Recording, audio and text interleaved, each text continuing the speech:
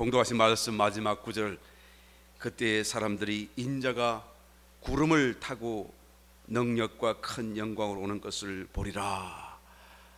이 말씀을 읽을 때 여러분 가슴이 뭉클뭉클하지 않으셨나요? 혹시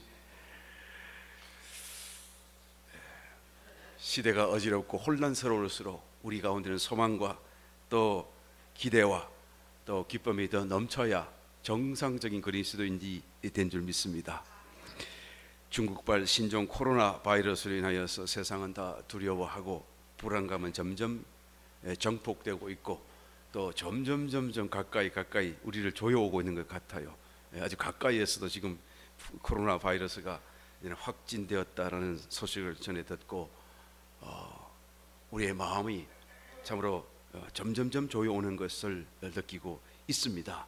여러분, 한 가지 분명한 게 우리가 우리의 삶의 태도를 가져야 할 것은 경각심은 좋은 것입니다만 그러나 두려움이 되도록 그것을 내버려 두어서는 안 됩니다. 그래서 두려움이 되어서 우리가 어떤 삶을 정상적으로 이끌지 못하도록 하는 것을 우리는 내버려 두어서는 아니 되는 것이죠. 마치 종말이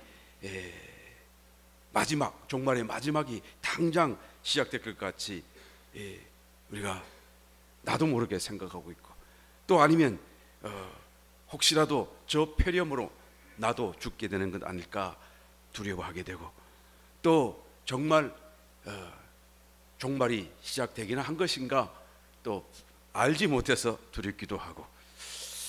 여러분, 이런저런 두려움으로 우리는 생각하지 말고 경각심으로, 나를 일깨우는 경각심으로 받아들여서 우리가 정말로 두려워해야 할 것을 두려워하고 정말로 이때일수록 준비해야 될 것을 준비할 수 있는 저와 여러분이 되게 되시기를 예수님을 축원합니다. 도대체 지금이 어느 때일까요?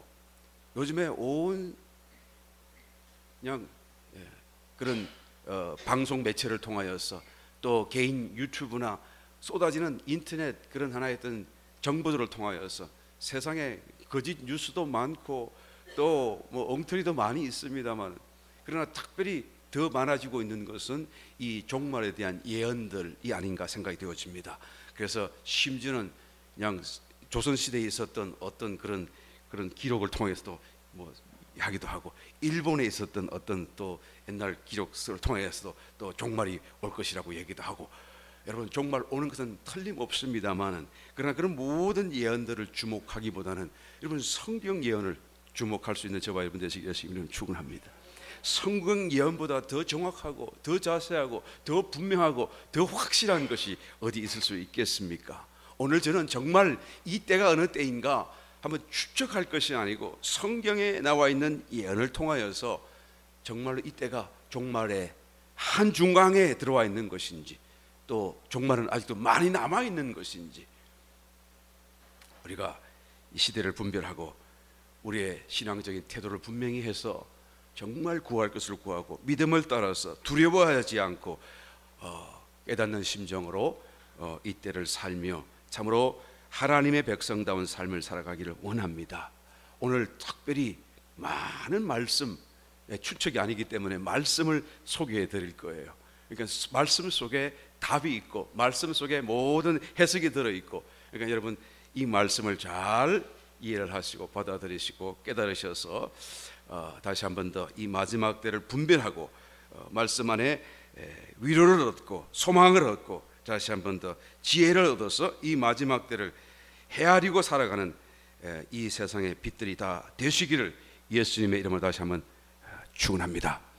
오늘 봉독하신 말씀 속에 보게 되면 예수님께서 제자들의 질문에 대답을 하셨어요. 이 마지막 때에 어떤 일이 일어나겠습니까? 어떤 징조가 있겠습니까? 주님께서는 아주 짤막하게 말씀해 주셨습니다만 이 짤막한 속에 다 말씀하실 것이 들어있어요. 자세히 들여다보게 되면 이 짧은 말씀이지만 핵심적인 그런 단어 개념이 그 속에 분명히 담겨져 있는 것을 볼 수 있고, 또 시기적으로 시간적으로 정확하게 그것을 배열하고 있는 것을 볼 수가 있습니다. 이것을 자세하게 설명하고 있는 것이 바로 요한계시록이죠. 사도 요한이 하나님이 보여주시는 그런 하나의 영의 세계를 통하여 보았던 것을 자세히 기록하고 있습니다. 그런데 주님이 말씀하신 이 짤막한 말씀 속에 이 요한계시록이 그냥 요약된 듯이 아주 단어 하나하나 속에 많은 것을 포함하고 있는 것을 볼 수가 있습니다. 어떻게 이런 일이 일어날 수 있을까요? 주님이시기 때문에 그런 것이죠. 주님이 그 일을 보시고 계시기 때문에 그런 것이죠.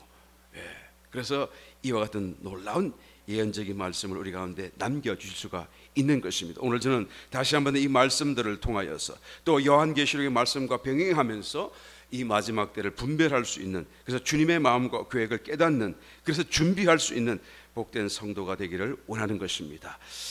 첫 번째로 주님께서 하신 말씀이 무엇입니까? 본문 말씀의 8절 9절로 가서 보겠습니다. 사람의 미혹이 있고 또 난리 소문을 너희가 듣게 될 것이다. 너희가 식탁에 앉고 너희가 친구를 만나고 너희가 전화 통화를 할 때 그 통화의 주제들은 반드시 난리에 대한 이야기가 될 것이다. 그 말씀이에요. 한번 봉독해 봅니다. 8절 가라사대 미혹을 받지 않도록 주의하라. 많은 사람이 내 이름으로 와서 이르되 내가 그러라 하며 때가 가까웠다 하겠으나 저희를 쫓지 말라.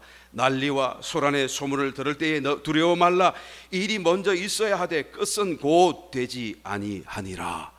그러니까 이것을 들을 때에 여러분 아직도 시간이 있다 그 말이에요. 그냥 막 게을러라, 막 뒤로 미루라 그런 얘기를 하려고 하는 건 아니라 너무 조급해하지 말라 그 말이에요. 끝은 곧 되지 아니한다. 아직까지 좀 더 여유가 있다. 그래서 뭘 하라고요? 너희가 정신을 차리고 두려움의 마음 빼앗기지 말고 뭘 준비할 것을 준비하라 그 말이에요. 요한계시록 6장에 넘어가서 보게 되면 이 일을 사도 요한이 자기가 본 대로 자세하게 설명하고 있습니다. 하루는 하나님의 음성이 들리기를 이리 올라오라. 보니까 하늘에 열린 문이 있고, 그리고는 그냥 그 음성에 순종하여 올라가서 보니까 하늘에 보좌가 있고 보좌 주위로 거룩한 네 생물이 또 24장로들이 다 흰 옷에 검면류관을 쓰고, 그리고는 보좌에 각기 앉아서 그 보좌를 중심으로 가운데 계신 하나님의 보좌를 중심으로 다 예배를 하고 있고, 그리고는 수없이 많은 천사들이 또 그 주위를 이렇게 감싸고 중심을 향하여 예배를 하고 있고, 그리고는 온 천지간에 있는 만물들이 하늘 위 하늘 아래 땅 위에 땅 아래 그 다음에 모든 만물들이 다 그 주위를 둘러싸고 이제는 중앙에 계시는 하나님 보좌를 향하여 예배하는 그런 모습을 보게 된 거예요. 얼마나 영화로운지요. 그 영광이 얼마나 휘황찬란한지요. 그런데 그 가운데 보좌 옆에 어린 양이 있어서 그 보좌에 계신 아버지 하나님의 오른손에 들려져 있는 어떤 책을 받아 들고 계시는 거예요. 그 책을 가만히 보니까 일곱이 인봉되어져 있고 그 책은 안과 밖으로 글이 가득한 거예요. 근데 그 인을 하나씩 그 어린 양 대신 그리스도께서 떼기 시작하는 거예요. 그걸 뗄 때마다 하늘에서는 인을 떼고 아멘 하고 천지에 간에 있는 모든 그런 하나님의 피조물들이 아멘 하지만, 그러면 밑에서는 지상에서는 어떻게 돼요? 하나님의 진노가 쏟아져 내리는 그런 어떤 형벌이 시작되는 것을 보게 되는 것이죠. 그 말씀이 바로 일곱 인을 인봉하는 사건으로 기록하고 있는 것입니다. 요한계시록 6장 1절로 2절 말씀을 한번 읽어보겠습니다. 내가 보매 어린 양이 일곱 인 중에 하나를 떼시는 그때에 내가 들으니 내 생물 중에 하나가 우레 소리같이 말하되 오라 하기로, 내가 이에 보니 흰 말이 있는데 그 탄 자가 활을 가졌고 면류관을 받고 나가서 이기고 또 이기려고 하더라. 이 흰 말을 탄 한 사람이 등장을 하는데, 흰 말을 탔기 때문에 그리스도인가라고 생각하기 쉽습니다. 여러분, 그리스도가 아니라 이것은 적 그리스도고 거짓 선지자의 그런 하나의 그런 모든 대장으로서 이 세상을 혼란케 하는 적 그리스도를 상징하고 있어요. 예수님은 벌써 이기셨어요. 이때가 이 어린 양으로서 떼고 계시지 뭐 예수님이 다시 나가서 이길 게 이유가 어디 있겠어요? 이길 이유도 없고 벌써 이기셨고, 주님은 이 상황을 지금 전개하고 계시는 하늘 위에서 예배 가운데 영광 받으시는 중에 인을 떼고 계시는 분으로 지금 계시는 것입니다. 그래서 적 그리스도가 등장하여서 내가 이 지상에 있는 사람들에게 미혹을 하는 거예요. 내가 그리스도다, 내가 메시아다, 내가 너희가 기다리는 그 하나님이다 라고 말하는 거예요. 그래서 예수님께서 첫 번째로 이 인을 뗄 때 일어난 일들을 말씀하시기를, 사람의 미혹이 있다, 난리 소문이 일어날 것이다 라고 말씀한 거예요. 둘째 인을 또 위에서 떼십니다. 떼실 때 내가 들으니 둘째 생물이 말하되 오라 하더니 이에 붉은 다른 말이 나오더라.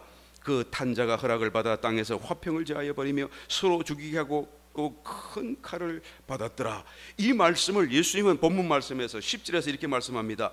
또 이러시되 민족이 민족을, 나라가 나라를 대적하여 일어나겠고, 그죠? 그 지금 딱 그 시기적으로 또 내용과 그 말씀이 정확하게 일치되고 있잖아요. 예, 인을 뗄 때 무슨 일이 일어날 것인지를 주님께서는 한마디 짧은 말씀으로 단어로 표현하고 있습니다만은 이 사건이 어떻게 일어날 것인지를 지금 사도 요한은 그런 계시 속에 본 것을 기록하고 있는 거예요. 그래서 이제는 두 번째 인을 뗄더니 이제는 어떤 붉은 말이 나오는데 그 탄자가 이제는 온 지상에 있는 그런 화평을 제하여 버린 거예요. 그 손에 큰 칼을 쥐었어요. 그러니까 얼마나 많은 그런 살상과 그런 죽음이 일어날 것인가를 볼 수가 있죠. 이게 왜 일어납니까? 전쟁을 통하여. 그래서 주님께서 하신 말씀이 민족이 민족을 대적하고 나라가 나라를 대적하여 전쟁이 일어나게 될 것이다. 아직 이런 전쟁이 물론 인류의 역사 속에 많이 일어났습니다만 이 종말의 때를 통하여서 아직까지는 일어나지 않고 있는 것을 보고 있어요. 그런데 어느 날부터 이것이 일어날 때가 있다고 말해요. 그때는 벌써 둘째 인을 하늘에서는 떼고 있는 그런 시점이다라고 말씀하고 있고, 그때는 이 지상에 더 이상 화평이 남아있지 않아요. 모든 사람이 이제는 불안 속에 떨고 서로 죽이고 큰 칼을 받은 이 붉은 말을 탄 자가 이제는 이 세상 중에 화평을 제해버리는 사건이 벌어지는 것입니다. 그리고 다시 주님은 계속하여 말합니다. 11절 첫째 큰 지진과 기근과 온역이 있겠고 또 무서운 일과 하늘로서 큰 징조들이 있으리라 라고 말씀하고 있죠. 그러니까 큰 지진, 기근, 온역, 무서운 일, 하늘로서 큰 징조들, 이것은 하늘에서 셋째 인, 넷째 인, 다섯째 인, 여섯째 인을 뗄 때까지 일어나는 사건들을 주님께서 한꺼번에 다 말씀하는 거예요. 나는 여기서 무서운 일이 무엇일까 상당히 궁금해요. 예. 큰 지진과 기근과 온역은 있고 그거 말고 또 다른 일이, 어떤 무서운 일이 있을 것이고 하늘에서 징조가 있을 것이다 라고 말씀하고 있죠. 그래서 요한계시록 6장으로 돌아서 한번 봅니다. 과연 이 일이 무엇일까? 요한계시록 6장 5절 이하의 말씀, 셋째 인을 떼실 때에 내가 들으니 셋째 생물이 말하되 오라 하기로 내가 보니 검은 말이 나오는데 그 탄자가 손에 저울을 가졌더라. 그죠? 그러니까 이 검은 말은, 그죠? 그냥 기근을 얘기하고 부족하고 결핍한 걸 얘기하죠. 그 손에 저울을 가졌죠. 그러니까 그냥 밀을 대고 보리를 대고 어떻게든지 그것이 얼마나 귀하고 비싼 건지 말이죠. 왜 품절 너무 없어요. 그래서 이 셋째인 검은 말의 이 환상은 무엇입니까? 바로 기근이 임할 것을 말해주고 있죠. 그 다음에 또 7절 넷째 인을 뗐을 때 보니까 넷째 생물이 가로되 내가 보니 청황색 말이 나오는 거예요. 이것은 그냥 전염병에 걸리고, 그죠? 병들고 이게 뭡니까? 이 색깔이 바랬던 그런 모습을 얘기하는 것이죠. 그 탄자의 이름은 사망이니 엄부가 그 뒤를 따르더라. 저희가 땅 4분의 1을 권세를 얻어 검, 흉년, 사망과 땅의 짐승으로 죽이더라. 그죠? 여기서 보죠? 땅의 짐승으로 죽인대요. 그러니까 이 순서를 따라서 보게 되면 아까 말했던 그 무서운 일이라고 하는 것이 바로 이 땅의 짐승 일 것이다 라고 생각이 드는 것이죠. 온역은 아닙니다. 벌써 온역은 또 그 전에 얘기하셨잖아요. 주님께서 기근도 있고 지진도 있고 온역도 있고 또 무서운 일이 있고 하늘에 징조가 있을 것이라고 얘기했으니까 말이에요. 그러니까 이 요한계시록의 예언과 비교해 보게 되면 이 무서운 일이라는 것이 이런 이 세상에 그때 일어나게 될 막, 그죠? 땅에 와일드 애니멀, 그죠? 들짐승이 있어요. 그 들짐승이 막 다니는데 사람을 얼마나 죽이는지 굉장히 큰 두려움이 되게 진 것을 보게 되는 것이죠. 그리고 또한 요한계시록 6장 12절 이하의 말씀을 보게 되면 여섯째 인을 뗍니다. 큰 지진이라고 해가 총담같이 검어지고 온 달이 피같이 되고 하늘의 별들이 무화과 나무가 대풍에 흔들려 선과 실이 떨어지는 것 같이 땅에 후두두둑 떨어지고 하늘은 종이 축이 말린 것 같이 큰 소리가 나며 하늘이 갈라지는 그런 것을 보게 된다 그 말이죠. 각 산과 섬이 제 자리에서 옮겨지고, 그죠? 앞에 창문 넘어 있던 그런 섬이 그냥 없어지고, 뭡니까? 그 가든을 넘어가서 보고 산이 있었는데 그 산이 어쩌쪽으로 가 있는 거예요. 아침에 일어나니까 말이죠. 그런 어마어마한 사건들이 일어나게 될 것을 보게 됩니다. 그런데 15절 이하 읽어보면 땅의 임금들, 왕족들, 장군들, 부자들, 강한 자들, 각 종과 자주자가 굴과 산 바위 틈에 숨어 산과 바위에게 이르되 우리 위에 떨어져 보좌에 앉으신 이의 나체스와 어린 양의 진노에서 우리를 가리오라. 그들의 진노의 날에 큰 날이 이르렀으니 누가 능히 서리요. 그러니까 회개하라고 하는데 회개할 생각은 하지 않고 그냥 숨겠다는 거예요. 오늘날 우리의 마음, 우리의 어떤 태도는 어떤가 한번 돌아볼 필요가 있는 거예요. 이런 어려움이 다가왔을 때 회개해야 되는데, 그죠? 하나님을 더 찾아야 되는데, 회개한다고 해서 내 잘못한 걸 자꾸 생각하는 그 얘기가 아니고 말이에요. 하나님을 찾는 길로 돌아서라 그 말이에요. 믿으시면 아멘. 하나님을 찾던 사람이라고 한다면 더 열심히 찾으라 그 말이에요. 나의 모든 시간 속에 하나님을 생각하고 하나님 앞에 나오는 그런 회개의 시간을 가지라는 것인데요, 안 하는 거예요. 그래서 일곱째 인을 떼는 것이죠. 마지막 일곱째 인을 떼게 되면 대환란, 정말로 우리가 알고 있는 그 주님의 환란, 성경이 말하는 대환란이 다가오게 되는 것입니다. 앞에도 큰 환란 같은 환란입니다만, 이 정말 뒤에 다가올 3년 반의 환란은 앞에 거와 비교할 수가 없어요. 적어도 3배, 4배 이상 더 강력한 환란이 다가오는 것입니다. 피할 길이 없고 숨을 길이 없어요. 그런 환란이기 때문에 성경은 Great Tribulation, 대환란이라고 말을 하고 있지요. 이 대환란이 다가오고 말할 수 없는 그런 고통 속에 겨우겨우 살아남은 사람, 이는 아마겟돈 전쟁의 더 마지막, 이는 그냥 죽음의 그림자가 다가오게 되는 것이죠. 그럴 때 주님이 이제는 하늘로부터 이제는 지상까지 내려오시는 주님의 지상 재림이 다가오게 되는 것입니다. 그래서 일곱째 인을 하늘에서 떼어요. 지금 떼는 것이 아니고 좀 더 있다가 떼시면 어떤 일이 벌어집니까? 일곱 나팔이 불려지게 되는 거예요. 그러니까 일곱 번째 예전에 인을 떼는 것 속에 일곱 나팔이 들어있는 것이죠. 일곱 번째 인과 일곱 나팔은 같은 거예요. 일곱 번째 인이 곧 일곱 나팔을 포함하고 있는 것이죠. 첫 번째 나팔을 불고, 두 번째 나팔을 불고, 세 번째, 네 번째 나팔을 불고 나면 어떤 일이 벌어집니까? 이제는 이 나팔을 불면은, 그죠? 하늘에서 부는 것입니다만 땅에서 소리를 들어요. 그러니까 정말 두렵겠지요. 그 네 번째 나팔까지 불게 되면 성경은 기록합니다. 요한계시록 8장 7절로 이하의 말씀, 땅과 바다와 강들과 물샘의 3분의 1이 다 피로 변하고 죽게 되고, 그리고 해, 달, 별들이 다 침을 받아서 어두워지고 총단까지 어두워지고 핏빛으로 변하고 비침도 없고 그런 상황이 벌어진다라고 말씀해 주고 있죠. 바로 이때가 대환란이 시작되리고 하는 그 마지막 순간인 것입니다. 바로 모든 준비가 다 완료된 거예요. 그동안 하나님이 막 재난을 보내주신 것은 이 세상 사람이 막 일어나서 회개하고 깨닫고 돌아오라고 말씀하시는데, 그런 시간을 주었음에도 불구하고 하지 않는 그런 사람들에게는 어떻게 되죠? 이 대환란이 그냥 끝없이 다가오는 거예요. 마가복음 13장 14절 이하의 말씀, 주님이 이런 말씀하셨습니다. 멸망에 가정한 것이 서지 못할 것에 선 것을 보거든 1년 자는 깨달을진저 그때 유대에 있는 자들은 산으로 도망할지어다. 지붕에 있는 자는 내려가지도 말고, 집에 있는 자는 무엇을 가지러 들어가지도 말고, 밭에 있는 자는 겉옷을 가지러 뒤로 돌이키지 말지어다. 그날에는 아이 뵌 자들과 젖먹 있는 자들에게 화가 있으리로다. 이 일이 겨울에 나지 않도록 기도하라. 이는 그날들은 환란의 날이 되겠음이라. 하나님의 창조하신 창조부터 지금까지 이런 환란이 없었고 후에도 없으리라. 그죠? 굉장한 환란이 될 것임을 말씀. 대환란이 언제 시작한다고요? 이는 예루살렘 거룩한 성전에 적그리스도가 하나님의 그런 지성소를 무너뜨리고 거기에 자기가 앉아서 내가 하나님이다 라고 하는 그 일이 일어나는 그 순간, 이는 빨리 도망가라. 그러면 아직도 지금 대환란 쏟아붓지 않고 있죠. 야, 이거 굉장히 짧은 시간이 남아 있는 거예요. 그래, 그 시간 전에 도망가라. 좀 있으면 큰 지진도 일어날 것이고 막 할 거니까 빨리 도망가라 그 말씀. 대환란이 시작되기 전에 들림받을 그런 이기는 자들이 휴거가 있을 것입니다.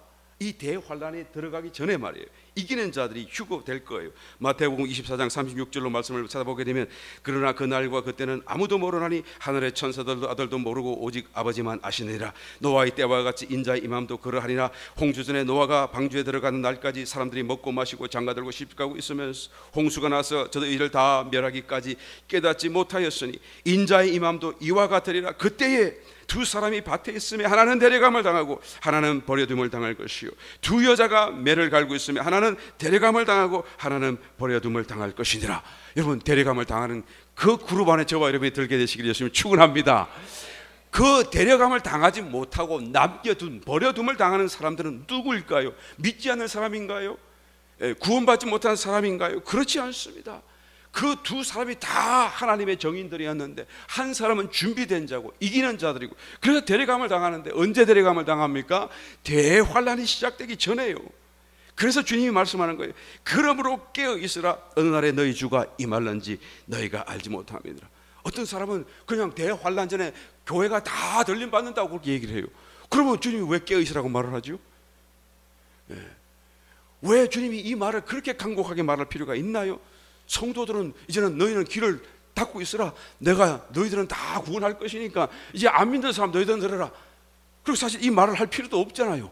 안 믿는 사람들에게는 그냥 심판만 하시면 될 거 아니겠어요? 여러분, 너희가 알지 못하는데 너희도 아는 바니 만일 집주인이 도적이 어느 경점에 올 줄을 알았다면 깨어 있어 그 집을 뚫지 못하게 하였으리. 이러므로 너희도 예비하고 있으라. 생각지 않은 때 인자가 오리라. 이게 바로 대환란 전에 들림받을 이기는 자들을 향하여서 주님께서 하시는 말씀이신 거예요. 저와 여러분들이 다 이와 같은 자리에 들어오도록 주님이 원하고 계시는 거예요. 그리고는 이런 곧 대환란이 어떻게 시작됩니까? 요한계시록 8장 13절에 보니까 내가 또 보고 들으니 공중에 날아가는 독수리가 큰 소리로 이르되 땅에 거하는 자들에게 화가 있으리로다. 이외에도 새 천사의 불 나팔 소리를 인함이로다 하더라. 그러니까 갑자기 하늘에 독수리가 날아가는데 이 독수리가 사람 말을 하는 거예요. 영어로 말을 하는지 한국말을 할지는 나는 모르겠어요. 그런데 여하튼 우리가 알아듣는 사람의 말로 땅에 거하는 자들에게 워 그러면서 왜 그러냐? 그러니까 이 외에도 새 천사가 불 나팔 소리 때문이다 라고 독수리가 말을 하면서 하늘을 윙 나르는 거예요. 얼마나 두렵겠습니까?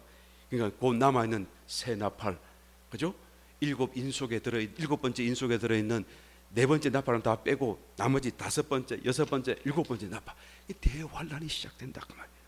다섯 번째 나팔이 불려집니다. 뚜뚜뚜 소리가 이 지상에도 들려집니다. 온 천 하늘 위에와 하늘 땅에 이 소리가 장엄하게 불려펴질 때 어떤 일이 벌어집니까? 요한계시록 9장 1절 이하의 말씀을 보게 되니까 그때에 하늘로부터 어떤 별 하나, 이 사단이겠죠, 적그리스도겠죠, 탁 떨어져 가지고 사단이 잠셨어요. 그래가지고 이 뭡니까? 무저갱이 열려요.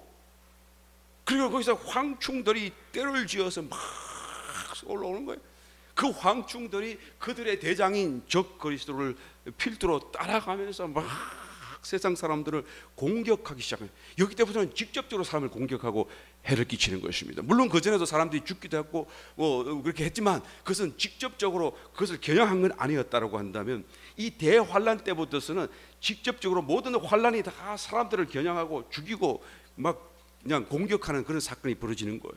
그러니까 사람들이 막 두렵고 도망하고 피하고 숨지만 또 그 어떤 공격을 받고 당할 때 너무 아프니까 죽고 싶은 마음을 가지는 거예요. 그래서 정말로 죽으려고 해요. 그런데 죽지를 못해요. 죽음이 저희를 피하리라. 저희들이 그날에 죽기를 구하여도 얻지 못하고 죽고 싶으나 죽음이 저희를 피하리로다 라고 말씀하고 있는 것입니다. 그리고 다시 또 여섯 번째 나팔을 불려지게 되죠. 그 여섯 번째 나팔이 불려지기 바로 직전에 성경 기록합니다. 요한계시록 9장 12절 첫째 화는 지나갔으나 보라 아직도 이후에 화 둘이 이르리로다. 그러니까 하나 지나가고 말하고 하나 지나가고 또 말하고 이 나팔의 그 재난이 환란이 얼마나 심각할 것인가라는 것을 우리는 짐작해 볼 수가 있는 거예요. 그래서 여섯 번째 나팔이 불려집니다. 그때 불려지니까 유브라데 그 큰 강에 있는 그동안 우리 눈에는 보이지 않습니다만 지금도 결박되어진 네 천사가 거기에 있어요. 어떻게 합니까? 성경이 말하니까.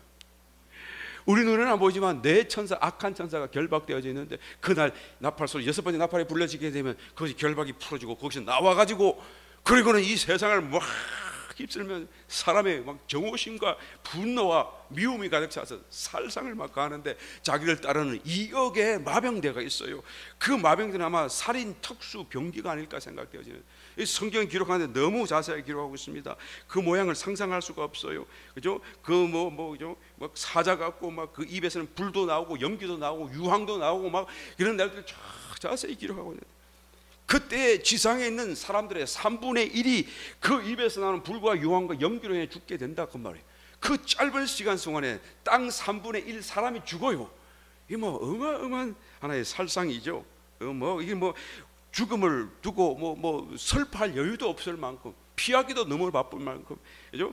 그런 엄청난 사건이 벌어지게 되는 것입니다. 그리고 나면 이제 다시 마지막 나팔이 기다리고 있죠. 그 나팔 바로 앞에 요한계시록 11장 14절 이렇게 말합니다. 둘째 화는 지나갔으나 보라 셋째 화가 속히 이르도다. 요한계시록 11장 15절 이하의 말씀, 일곱째 천사가 나팔을 불매 하늘에 큰 음성들이 나서 가로되 세상 나라가 우리 주와 그 그리스도의 나라가 되어 그가 세세토록 왕노릇 하시리로다. 그죠? 이 세상 나라가 이제는 다 이제 심판받고, 적그리스도 다 심판받고, 사단 심판받고, 다 심판받고, 그죠? 거짓 선지자, 추종자들 다 심판받고, 이런 이 세상 나라가 그리스도의 나라가 된다 그 말이에요. 천년왕국이 이제 시작될 때가 되었다. 언제요? 이제는 바로 그 직전에 나팔을, 마지막 나팔을 부는 거예요. 이는 정말 짧은 순간만 남아 있는 것이죠. 그리고는 그 나라가 되면 세세토록 왕노를 하실 것이다 라고 그냥 거룩한 음성이 나니까 그 말에 24장로들이 또한 다 엎드려서 화답하기를 뭐라고 그럽니까? 18절에서 종 선지자들과 성도들과 또 물론대수하고 주의 이름을 경외하는 자들에게 상을 주실 것이고 또 땅을 망하게 하는 자들을 멸망시키실 때로 소이다 하고 아멘 아멘 화답을 하는 거예요. 이 나팔을 탁 불면서 이제는 저 사단도 심판하고 적그리스도도 심판하고 거짓 선지자 심판하고 이 지상의 악한 모든 나라를 다 심판하고 믿지 않는 사람 심판하고 이제는 하나님의 나라로 삼을 때이로다 라고 이제는 하늘에서 이제는 그냥 공표를 하고 예배를 하고 하나님의 이름을 높이는 그런 사건이 이 일곱 번째 나팔 소리를 우리가 들을 때에 일어나고 있는 것이죠. 이 일곱 번째 나팔 소리가 들려졌을 때에 이 지상에는 어떤 일이 일어납니까? 이는 휴거가 돼요. 휴거. 앞에는 이기는 자들이 올라갔죠. 준비되지 못한 사람 일은 남아 있어요. 그런데 이제는 그 짧은 시간 속에 아이고 내가 남겨졌구나 깨닫고 막 정신을 차리고 그냥 죽기 살기로 신앙생활을 하다가 이제는 그 순교하는 각오로 이 남아있는 이 고통을 다 통과하고 난 뒤에 정말 주님은 이것을 원치 않지만 그냥 통과하고 난 뒤에 이제는 어떻게 됩니까? 준비되어져서 이런 그 마지막 나팔 불 때 들림받는 대휴거가 남아있는 성도들의 다 들림받는 휴거가 이제 비로소 일어나게 되는 것입니다. 고린도전서 15장 51절 보라 내가 너에게 비밀을 말하노니 우리가 다 잠들 것이 아니요 마지막 나팔에 순식간에 호련이 다 변화하리니 주께서 호련과 천사의 소리와 하나님의 나팔로 친히 하늘로 쫓아 강림하시리니 그리스도 안에서 죽은 자들이 먼저 일어나고 그 후에 우리 살아남은 자 저희와 함께 구름 속으로 끌어올려 공중에서 주를 영접하게 하시리니 그리하여 우리가 항상 주와 함께 있으리라. 무슨 나팔이에요? 내가 잘못 읽었네요. 고린도전서 15장 51절부터 읽어봅니다. 보라 내가 너에게 비밀을 말하노니 우리가 다 잠잘 것이 아니요 마지막 나팔에 순식간에 호련히 다 변화하리니. 그렇죠? 그러니까 어느 나팔이죠? 마지막 나팔이었어요. 마지막 나팔, 일곱 번째 나팔이죠.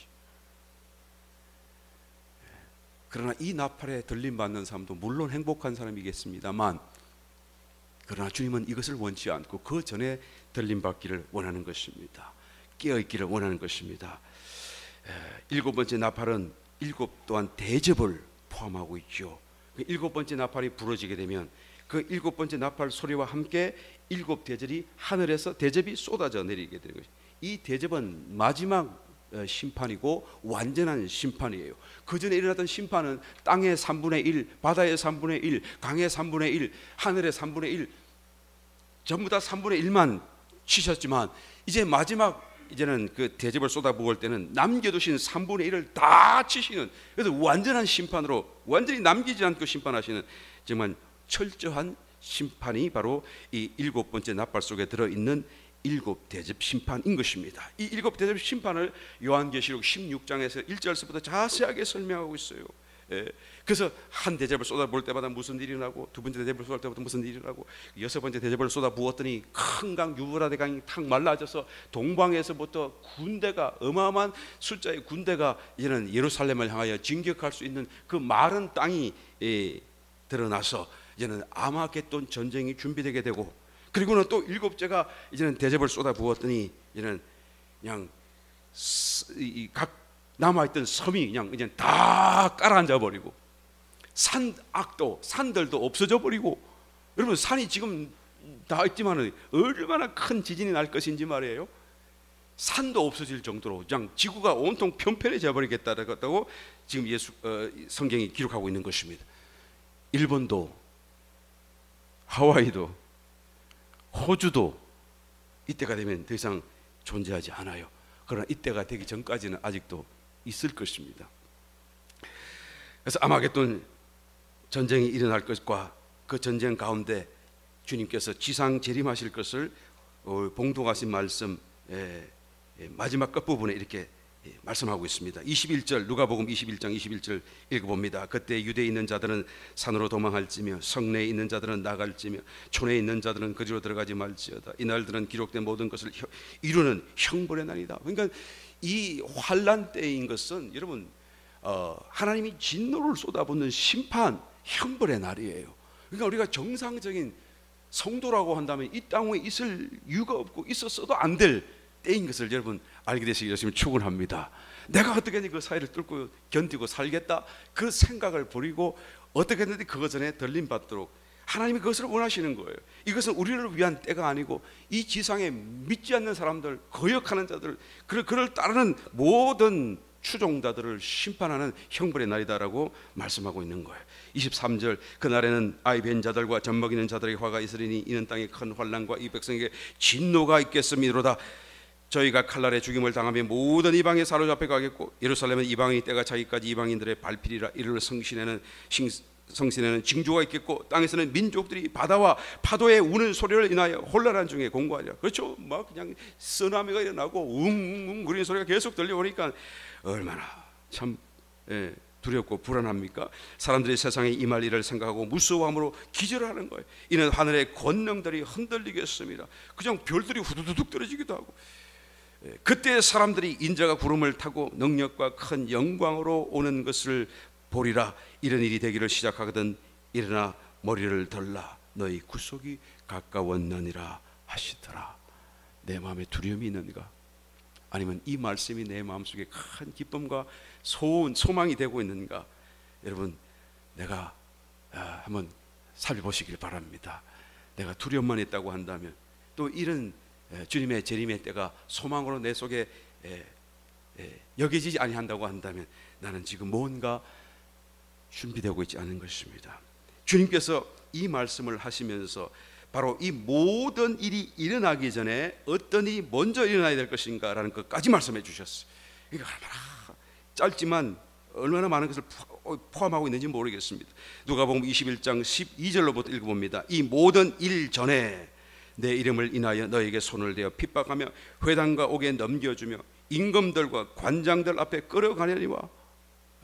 이 모든 일이 일어나기 전에 말이에요. 첫째 인을 떼고 둘째 인을 떼고 떼기 전에 말이에요. 이 지상에 난리 소문이 일어나고 전쟁이 일어나고 나라가 민족이 또 적그리스도가 등장하여서 내가 메시아다라고 하는 그것이 분명한 온 세상 사람들 가운데 주목받는 그 일이 일어나기 전에 뭐부터 일어난다고요? 유대교가 일어나서 이 회당이라고 하는 건 시나고그니까요.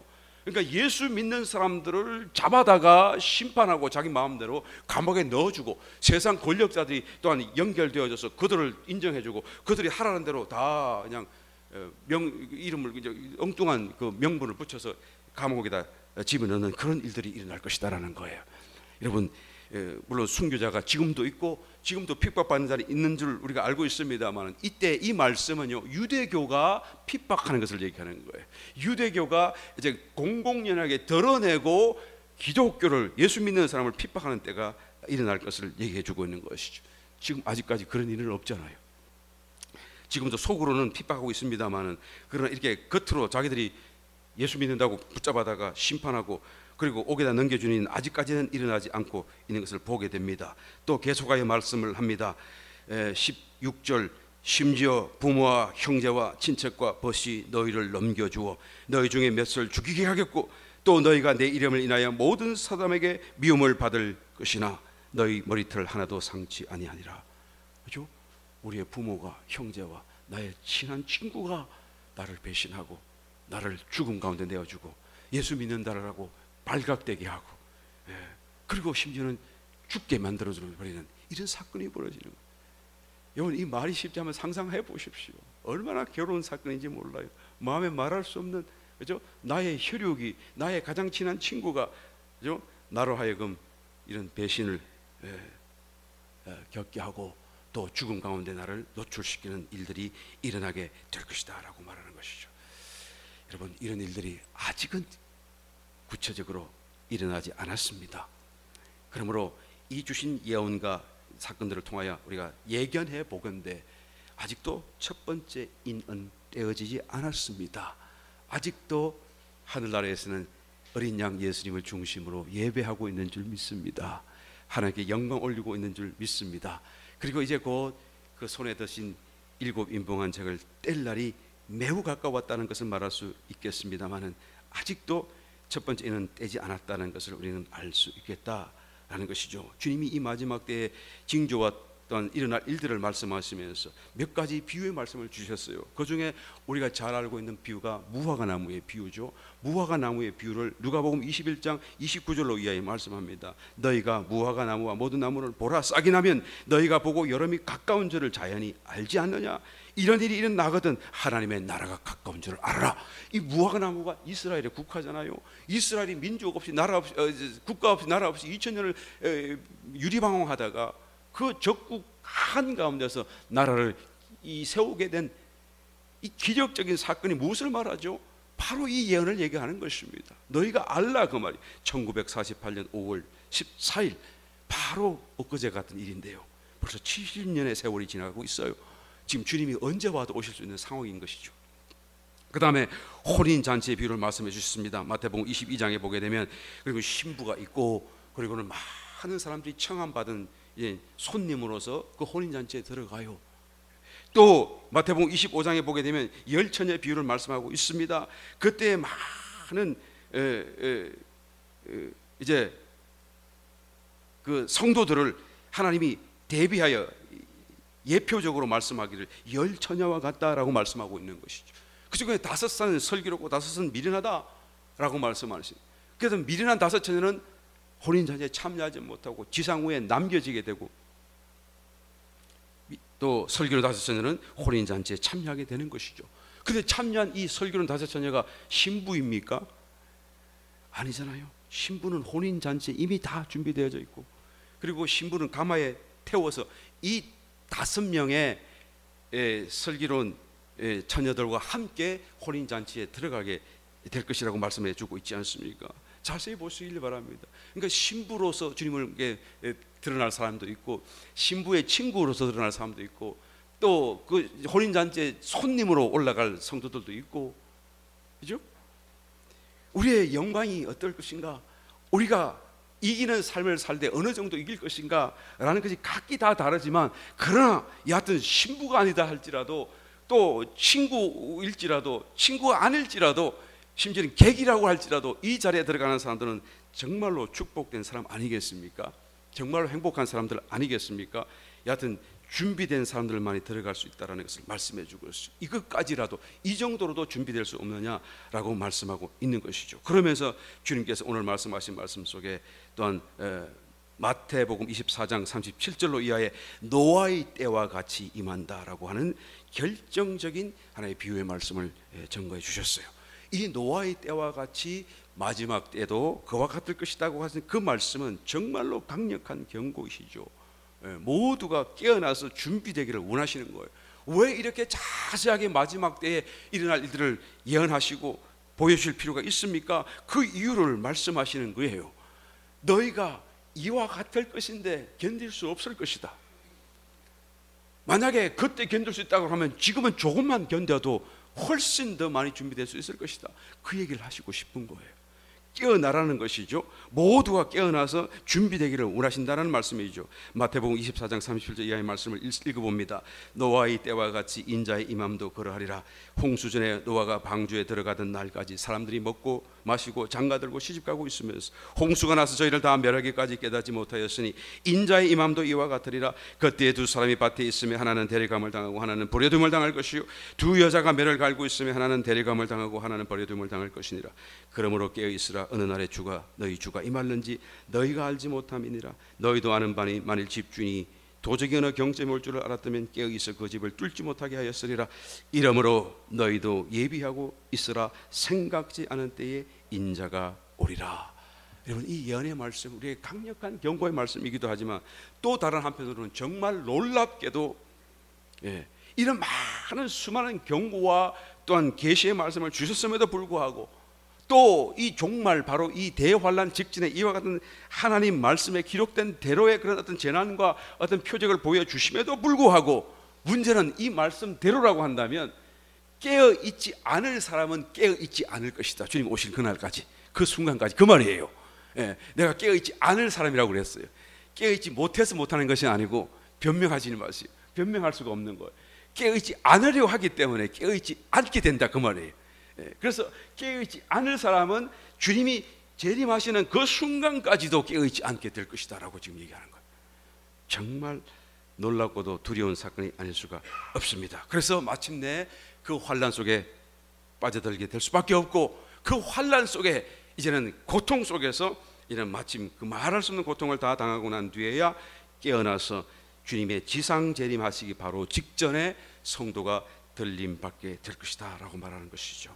말씀을 맺습니다. 여러분, 시대를 분별하여 정작 두려워할 것을 두려워하고 우리가 재림을 맞을 준비가 된 성도로서 이 마지막 때가 가까워지면 가까워질수록 우리의 마음속에 소망이 더 커져가고 기쁨이 더 커져가고 곧 구름 가운데 강림하실 주님을 정말로 우리가 먼저 영접할 수 있는 우리 요단의 지체가 되셔서 놀라운 기쁨과 축복을 함께 누릴 수 있는 우리 모두가 되시기를 예수님 이름으로 축원합니다.